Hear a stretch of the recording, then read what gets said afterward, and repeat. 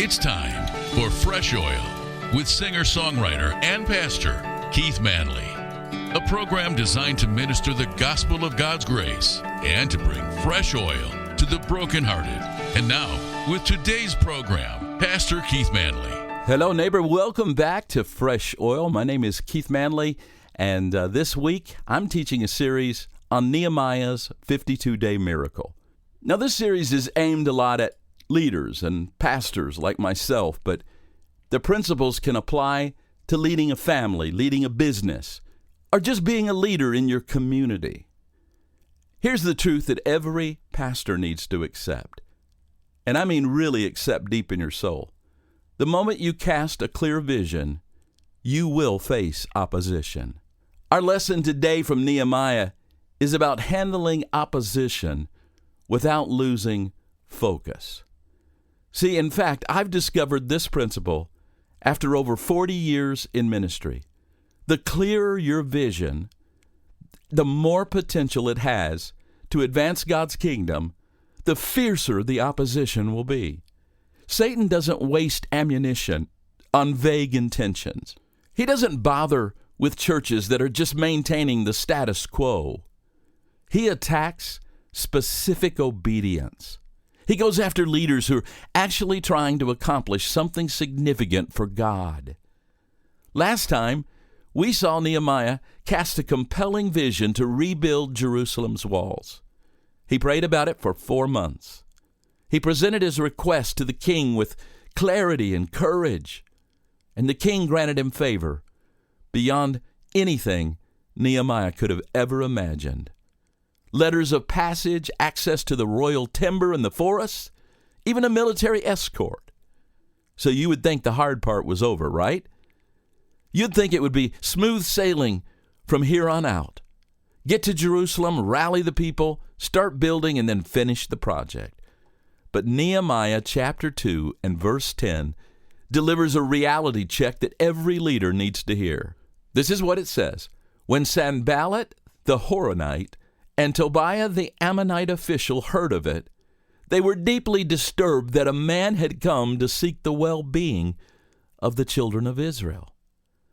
Now that Hebrew word for deeply disturbed is ra'ah gadal, and it means to be broken in spirit, to be afflicted with intense displeasure, to be grieved to the point of rage. See, these men weren't just annoyed. They weren't just mildly irritated at Nehemiah. They were enraged. And for the next several chapters, they're going to unleash a sophisticated, multi-layered campaign of opposition that was designed to stop the work and destroy the leader. Does this sound familiar? Have you ever experienced this in your ministry or your church? A vision is cast, people get excited, things start moving forward, and then the opposition begins. The critics start talking. The naysayers start predicting failure. The gossip starts spreading. And the attacks start coming. Today we're going to learn how Nehemiah navigated opposition with wisdom, courage, and unwavering focus.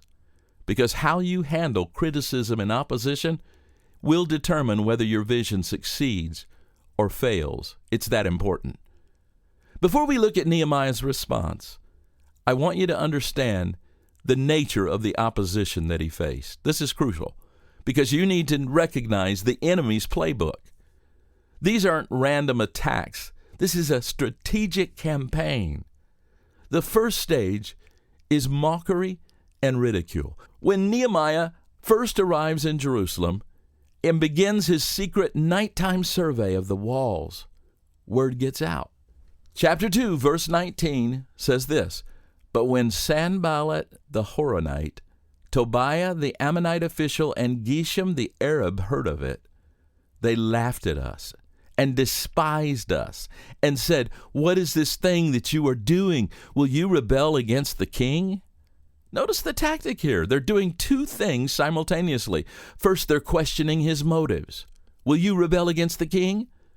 And they're trying to make this about political ambition and disloyalty, about hidden agendas. Secondly, they're questioning his sanity. What is this thing you think you're doing? as if to say, are you crazy? Do you really think this is possible? And then in chapter 4, verses 1 through 3, they escalate the mockery. This is what they said. But it so happened when Sanballat heard that we were rebuilding the wall, that he was furious and very indignant, and he mocked the Jews. And he spoke before his brethren and the army of Samaria and said, what are these feeble Jews doing? Will they fortify themselves? Will they offer sacrifices? Will they complete it in a day? Will they revive the stones from the heaps of rubbish, stones that are burned? Now, friend, listen to the contempt in these questions. What are these feeble Jews doing? That word feeble, it's amalel, and it means withered, languishing, powerless. He's saying, look at these pathetic, weak people. They can't do anything significant. How many times does God put a vision in your heart to do something, and right away the devil uses people to mock it, to say it can't be done, you can't do this? They said, will they fortify themselves? In other words, do they really think they can defend this city? Do they really think they can protect themselves? Will they offer sacrifices, they said. So not only is he mocking them personally, now he's mocking their spirituality as if to say, oh, they're going to pray their way into success. They think God is going to help them. And then they said, will they complete it in a day? This is sarcasm at its finest. Oh, sure, they'll have this massive project done in no time, right? Will they revive the stones from the heap of rubbish? Stones that are burned. Now he's getting technical, trying to sound like he knows what he's talking about. Those stones are damaged. They've been burned in fires. They're structurally compromised. You can't build with burned stones. And then Tobiah adds his 2 cents in verse 3. He said this, whatever they build, if even a fox goes up on it, he will break down their stone wall. A fox, not an army, not a battering ram, but a fox. This is ultimate contempt. He's saying your wall will be so weak that a squirrel, a fox, a tiny little animal running across it will knock it down. Do you see the humiliation? Now here's what you need to understand about mockery as a weapon. Mockery is designed to make you doubt yourself before you even begin. The enemy wants you to hear those voices in your head every time you take a step forward. He wants to internalize the criticism so that it becomes your own inner dialogue in your mind. How many pastors have abandoned God-given visions because they couldn't handle the mockery? How many leaders have given up because people laughed at their ideas? How many churches have never attempted anything significant because they were afraid of being ridiculed if they failed? See, when mockery doesn't work, opposition escalated. In chapter 4, verse 7 and 8, now it happened when Sanballat, Tobiah, the Arabs, and the Ammonites, and the Ashdodites heard that the walls of Jerusalem were being restored and the gaps were beginning to be closed, that they became very angry, and all of them conspired together to come and attack Jerusalem and create confusion. Wow. Notice that the opposition is now organized and collaborative. It's not just Sanballat anymore. It's not just some Sanballat and Tobiah. It's the Arabs, the Ammonites, the Ashdodites. It's a coalition of enemies against Israel. It sounds like modern Middle East battles. When one method doesn't work, the enemy recruits others to join the attack. And notice their strategy. They say they want to come and attack Jerusalem and create confusion. That Hebrew word for confusion there, it means wandering, error, bewilderment, to lead astray. See, they wanted to create such chaos, such fear, such uncertainty that the work would stop. Not because the people were defeated, but because they were confused and didn't know what to do. This is psychological warfare. They wanted workers constantly looking over their shoulder, jumping at every sound, suspicious of everyone, unable to focus on the task because they were so distracted by potential threats. Friend, how many times does the devil bring distractions into our life to get our eyes off of the real vision of what God has called us to do? And then in verse 11 and 12, they reveal something even more sinister. This is what it says. And our adversaries said, they will neither know nor see anything till we come into their midst and kill them and cause the work to cease. So it was when the Jews who dwelt near them came, and they told us 10 times, from whatever place you turn, they will be upon us. See, now the threat is we're going to assassinate you. We're going to kill the workers. We're going to attack from every direction, and nobody will be safe. Notice the last part. They told us 10 times. This wasn't a one-time rumor. This was something that was repeated warnings designed to wear them down. 10 times they heard it, over and over again. They're coming, they're going to attack, and you're going to die. How many times are pastors and leaders today paralyzed by threats? Maybe it's not physical threats, but they're threats nonetheless. If you do this, I'll leave the church. I'll take my family with me. If you pursue this direction, I'll tell everyone what I know about you. If you don't back down, I'll make sure the denomination hears about this. If you continue this way, I'll withhold my giving, and so will others. Oh, friend, I've seen it over the years. Now we come to what might be the most dangerous phase of opposition, internal discouragement.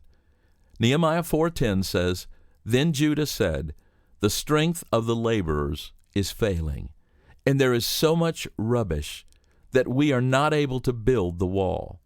Friend, this is the voice of exhaustion, the voice of being overwhelmed, the voice of defeat before defeat even happened.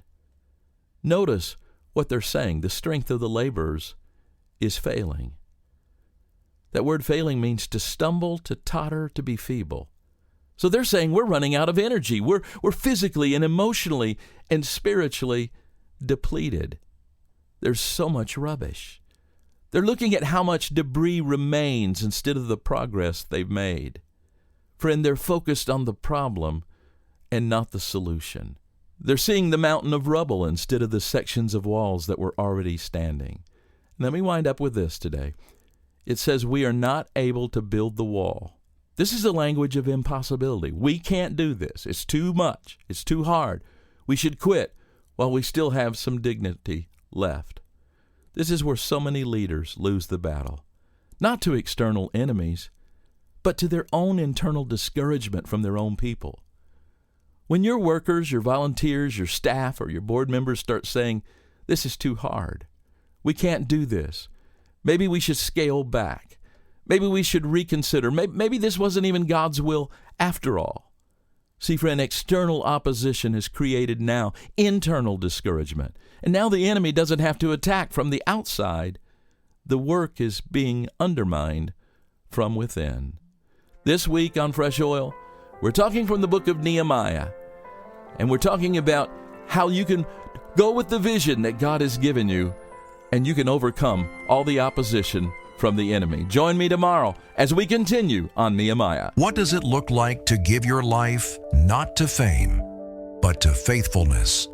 In I Wish You Jesus, author Keith Manley tells the powerful, deeply human story of Scott Wesley Brown, one of the most influential voices in contemporary Christian music, whose legacy has always pointed beyond the stage and toward the Savior.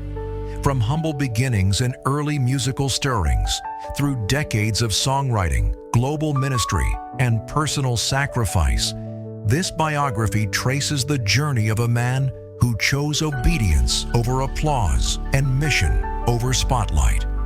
Brown's songs shaped a generation of worshipers, but his greatest message was never confined to lyrics.